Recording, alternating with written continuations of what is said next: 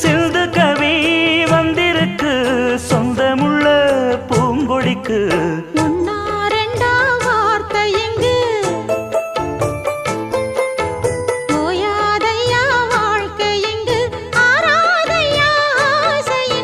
பாட்டுக்குள்ளே பாட்டிருக்கு